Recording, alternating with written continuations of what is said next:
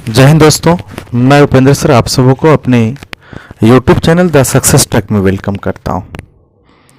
और SSC GD maths book अंकित भाटी।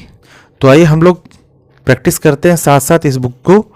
और जितने भी इस बुक में क्वेश्चन आए हुए हैं सारे सिलेक्टेड क्वेश्चन हैं, और यह क्वेश्चन जो है सारा का सारा एसएससी-जीडी में पूछा गया है। तो दोस्तों मैं आपको बता दूं कि इससे पहले भी एक वीडियो हम लोगों ने बनाया है, आप कृपा करके वहां जाकर उसे देखें। वो डे 1 का वीडियो है। और यहाँ आज शुरू करने वाले हैं टाइप 3, है ना।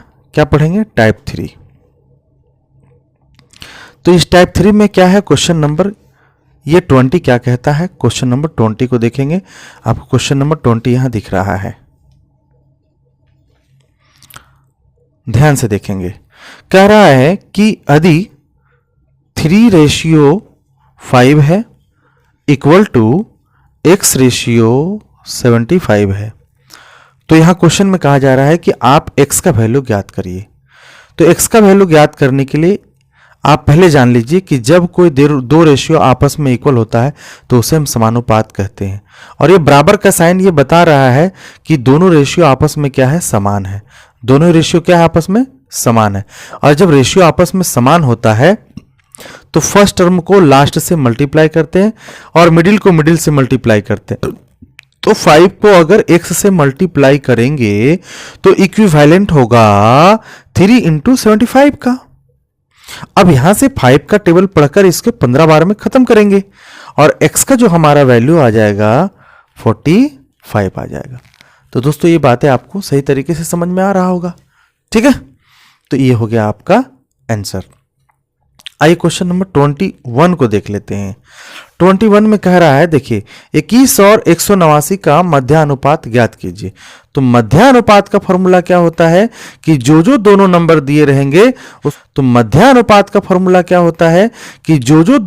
दिए रहेंगे उसको रूट के अंदर डालकर, है ना, मल्टीप्लाई करेंगे और फिर उसको ब्रेक करेंगे। और अब देखना है कि 189 को इस रूप में तोड़ना है कि एक 21 बन जाए और दूसरा कुछ और हो। तो अगर यहां 21 लिखे और इसको ब्रेक किए तो 21 × 9 आ जाएगा। तो 2 बार अगर 21 है तो उसके बदले 1 बार आएगा, है ना। क्लियर है? समझ रहे हैं ना बात को। और 9 के बदले यहां क्या लिखा जाएगा? 3, और हमारा आंसर आ जाएगा 63। हमारा आंसर क्या आ जाएगा? 63। क्लियर है? चलिए, बहुत अच्छी। अब बढ़ते हैं अगले सवाल की ओर। अब क्वेश्चन नंबर देखिए 22 को, 22 नंबर सवाल को कह रहा है 0.64 और 0.81 का आपको एमपी निकालना है। एमपी बोले तो मीन प्रोपोर्शन निकालना है। क्या निकालना है? मीन प्रोपोर्शन फाइंड करना है। तो मीन प्रोपोर्शन फाइंड करने के लिए करेंगे क्या हम लोग? तो बस उसी फॉर्मूले का इस्तेमाल करना है कि रूट के अंदर इसे डालेंगे और लिखेंगे 0.64 और 0. क्या लिखेंगे? 81। तो 64 के बदले 8 आ जाएगा। और नीचे यहाँ देखो पॉइंट के बाद 2 अंक है ना, 64 में 6 है और 4 है, 2 अंक है, उसके बदले 10 आएगा। यहाँ क्या आएगा? 9 कितना आ जाएगा? 10 आ जाएगा। तो 8 9 जा कितना हो गया? 72, और 72 क्या हो जाएगा? 100। और यहाँ हमारा आंसर हो जाएगा 0.72। क्लियर है? 0.72 हो जाएगा। अब देखा जाए क्वेश्चन नंबर 23। 23 में क्या कहा जा रहा है? गौर से देखें। कह रहा है x + y है, पावर क्या है? 4 है। फिर क्या है? x - y है, और ये पावर कितना है? 4 है। और कहा जा रहा है कि इसका आपको मीन प्रोपोर्शन निकालना है। क्या निकालना है? Mean proportion. तो मीन प्रोपोर्शन का मतलब मध्यानुपाती।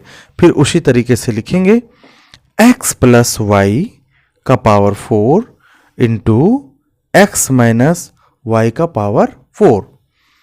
यहां देखेंगे कि जो पावर 4 होता है रूट में, वो जब बाहर निकलता है रूट से तो ये पावर 4 स्क्वायर बन जाता है। x - y का पावर 4 था, अब ये स्क्वायर बनकर रेडी हो गया। ठीक है। अब यहां देखेंगे कि जब पावर सेम हो और ये बेस अलग अलग होता है। जब पावर सेम हो, ये दोनों बेस अलग अलग होता है, तो दोनों बेस को एक साथ मल्टीप्लाई करके होल पावर कर दिया जाता है। और आपको पता है कि x प्लस वाई है और x माइनस वाई है, तो एक फॉर्मूला बनता है X square minus Y square. क्या बनता है? X square minus Y square, और इसके जो होल ब्रैकेट है वो स्क्वायर है। तो आप कह सकते हैं कि इसका सी नंबर आंसर हो जाएगा। क्लियर है? आप यहां देखिए सी में दिया हुआ है इसका आंसर। ठीक है, बढ़ते हैं नेक्स्ट क्वेश्चन की ओर। ध्यान से देखा जाए क्वेश्चन नंबर 24। क्वेश्चन नंबर 24 में ये कहा जा रहा है कि find the mean ratio of the squares of X by Y और वाई बाई जेड। कहता है इन दोनों का पहले आप स्क्वायर कर लीजिए। तो मैंने कहा कि चलो स्क्वायर कर लेता हूं और फिर इसके मीन प्रोपोर्शन निकालेंगे। फिर इसके क्या निकालेंगे? मीन प्रोपोर्शन निकालेंगे। ठीक है, फिर क्या निकालेंगे? Mean proportion. क्लियर है? बहुत अच्छी बात। अब यहां देखेंगे कि दोनों को मल्टीप्लाई करेंगे। अब यहां हमें समझ में ये आ रहा है कि जैसे हम इसका मीन प्रोपोर्शन फाइंड करने जाएंगे, सीधा सीधी x बाई यहाँ क्या आ जाएगा? y आ जाएगा, और यहाँ क्या आ जाएगा? y बाई जेड आ जाएगा। y से y कैंसिल हो जाएगा, x बाई जेड आ जाएगा, जो कि हमारा ऑप्शन नंबर डी में होगा आंसर। क्लियर है? Option number D. तो मैं उम्मीद करता हूं कि आप ये चीज को समझ गए होंगे।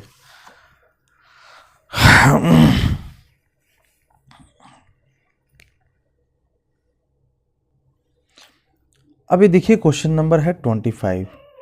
क्वेश्चन नंबर क्या है? 25। यहां क्या कहा जा रहा है? तो यहां कहा जा रहा है कि find the third proportion of B square. Question है B square A square and B square minus A B. अब इसका है थर्ड प्रोपोर्शन निकालना है। तो थर्ड प्रोपोर्शन में हम लोग करते क्या है, ये ध्यान से देखना है। तो थर्ड प्रोपोर्शन में होता है सेकेंड वाले टर्म को 2 टाइम्स लिखते हैं, यानी कि B square minus A B into B square minus A B, और जो फर्स्ट वाला है उसे 2 टाइम्स लिखते हैं, यानी बी प्लस ए हो जाएगा और बी माइनस क्या होगा? ए हो जाएगा।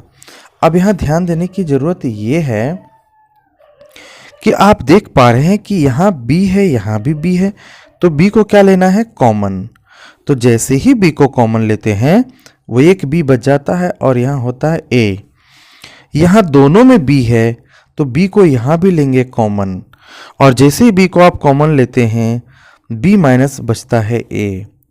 अब यहाँ से नीचे देखेंगे b प्लस a है इंटू बी माइनस ए है, तो यहाँ का b माइनस ए, यहाँ का b माइनस ए, यहाँ का b माइनस ए तो नहीं कटेगा, क्योंकि ये तो b माइनस ए है और नीचे प्लस में है, तो ये कैंसिल नहीं होगा। तो होगा क्या?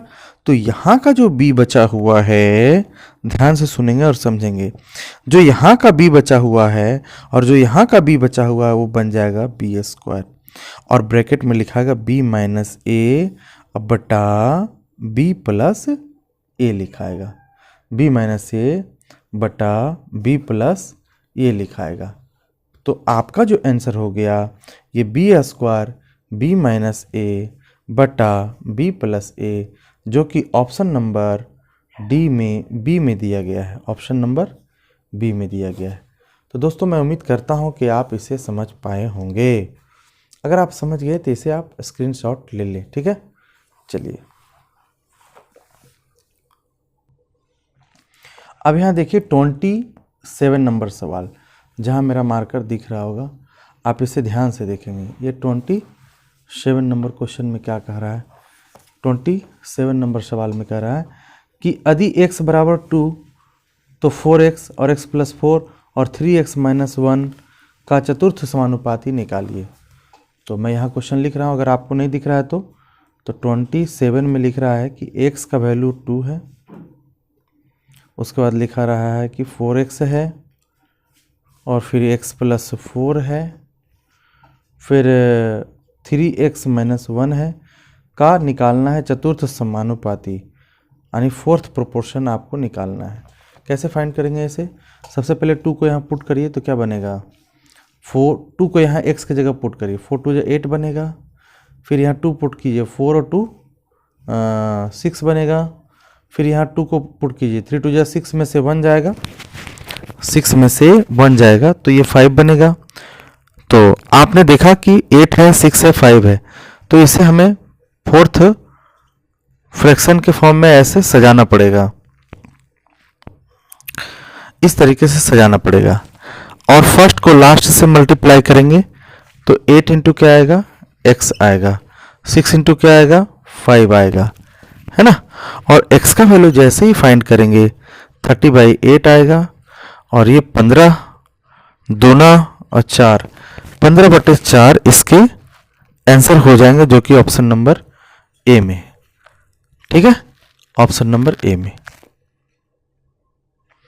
अब 28 नंबर क्वेश्चन को देखना है।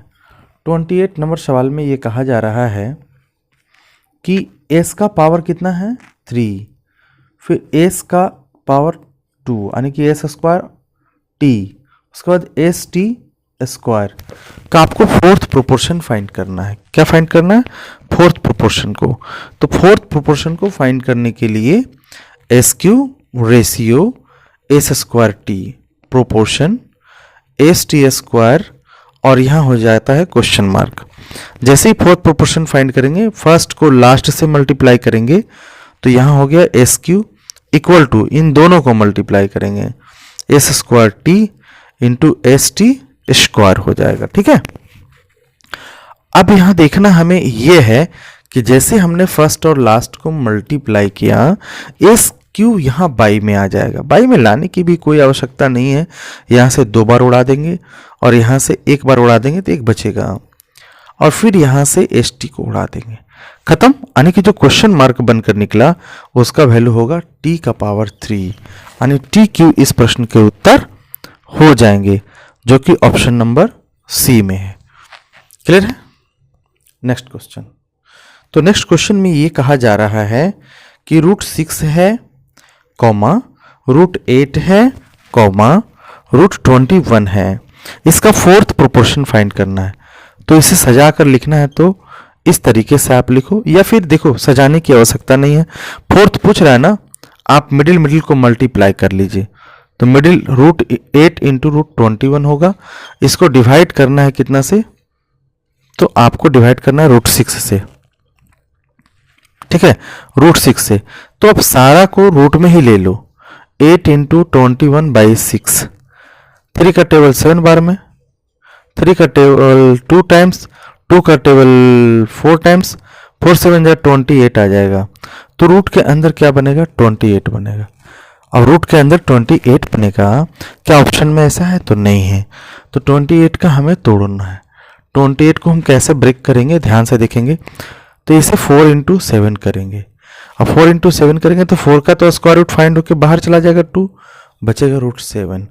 तो √2 इस क्वेश्चन के आंसर हो जाएंगे, 2√7। तो ध्यान से देखा जाए क्वेश्चन नंबर 30 कह रहा है 2 नंबर है, एक है 8, दूसरा है 24, इसका फाइंड करना है थर्ड प्रोपोर्शन। और थर्ड प्रोपोर्शन को क्या माना गया, ए माना गया। इसी प्रकार से एक और सवाल में है दिया गया 4 और 16 है, ये 2 नंबर है और इसका निकालना है एमपी यानी कि मीन प्रोपोर्शन, मध्यानुपात, इसको बी माना गया है। और क्वेश्चन में लिख दिया है कि आप मुझे a/b का वैल्यू फाइंड करके दिखाओ। वेरी गुड, बहुत अच्छा है। यानी कि थर्ड प्रोपोर्शन को पहले निकालेंगे तो थर्ड प्रोपोर्शन में जो पहले वाला नंबर होता है उसको 2 बार लिखा जाता है। तो मैंने लिखा 24 इंटू 24, है ना। और बाई में क्या करेंगे, पहले वाले नंबर को लिखा जाता है 8। तो 8 3 जा कितना हो गया, 24, और 24 को 3 से करेंगे तो 72 आकर रेडी हो गया।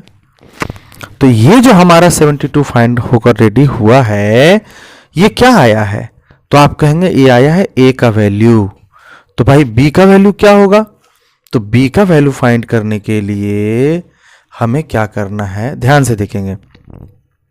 b का वैल्यू फाइंड करने के लिए mp निकालना है, और mp बराबर क्या होता है, ये तो बन गया tp, अब बना रहा हूं mp बनाने के लिए रूट के अंदर 4 इंटू करेंगे 16, और ये निकल जाएगा 4 का 2, 4 का स्क्वायर रूट 2 और 16 का स्क्वायर रूट निकल जाएगा 4, कितना बन के आ गया 8। अब प्रश्न में हमें ये कहा जा रहा है कि आप मुझे a बाई बी फाइंड करके बता दो। तो a बाई बी फाइंड करेंगे तो a का वैल्यू हमारा कितना निकल गया, 72 निकल गया, b का वैल्यू 8 निकल गया, दोनों को कट करेंगे तो 9 हमारा आंसर आ जाएगा, 9 हमारा आंसर आ जाएगा। तो दोस्तों मैं उम्मीद करता हूं कि आप इसे सही तरीके से समझ पाए होंगे, जो कि ऑप्शन नंबर बी में है। अब बढ़ते हैं अगले सवाल की ओर। देखिए नेक्स्ट क्वेश्चन जो है वो है 31। ये क्या कह रहा है समझिए, कहता है 7 5 3 के चौथे मतलब 7 5 और 3 के फोर्थ टर्म निकालो, है ना, फोर्थ टर्म। तो फोर्थ टर्म का तो हम लोगों को पता है कि मिडिल वाले को आप मल्टीप्लाई करके इससे डिवाइड कर दीजिए, तो ये निश्चित रूप से है कि 5 3 जा क्या आ जाएगा 15, 15 बाई क्या करेंगे 7, ये फोर्थ टर्म आ गया। 7 और 13 के तीसरे, 7 और 13 के तृतीय का मतलब है ये दूसरे वाले को 2 बार मल्टीप्लाई करेंगे और नीचे 7 लिखेंगे, के बीच का रेशियो क्या होगा, मतलब अब इन दोनों के बीच का रेशियो क्या होगा।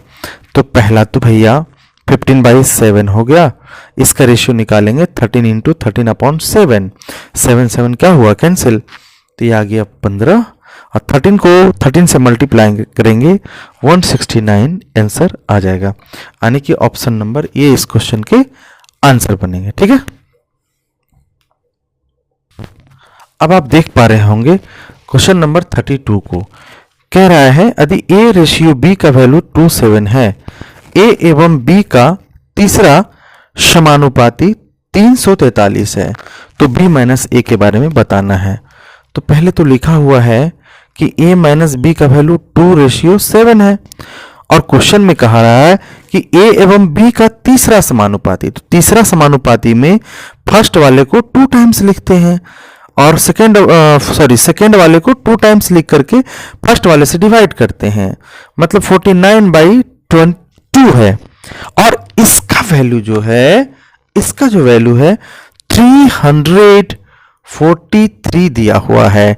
तो एक यूनिट का वैल्यू अगर फाइंड करेंगे तो 343 बाई ये 49 आ जाएगा और इंटू 2 हो जाएगा, इसको 7 टाइम में काटेंगे, 7 2 जा 14 आ गया।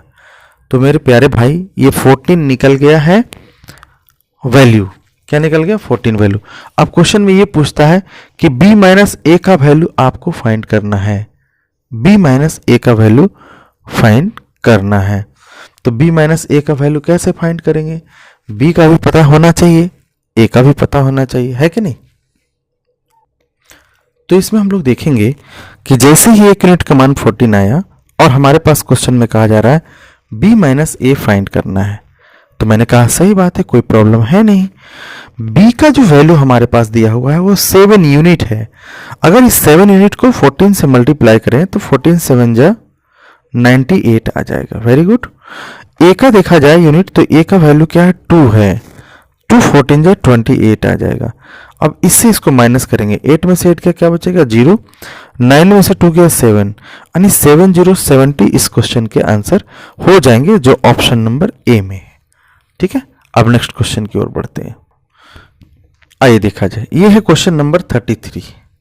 क्वेश्चन नंबर क्या है 33 है। कैसे सॉल्व करेंगे, कहा जा रहा है a प्लस बी का जो वैल्यू है वो 25 है, a प्लस बी का वैल्यू 25 है, और साथ ही साथ a माइनस बी का वैल्यू 7 है।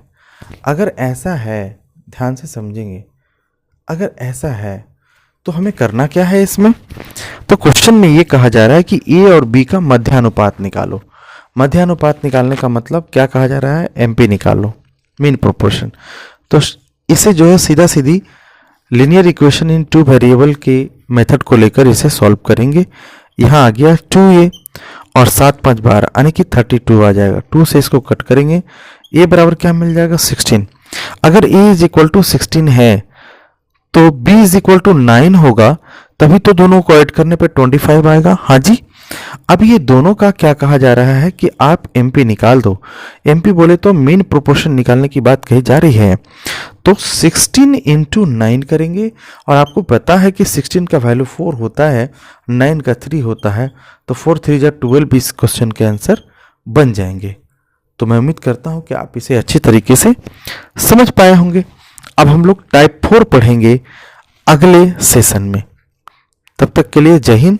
अगर आपको ये वीडियो अच्छा लगा हो, पसंद आया हो, तो प्लीज़ इस सेशन को लाइक करें और लाइक करने के बाद शेयर भी करें। जय हिंद।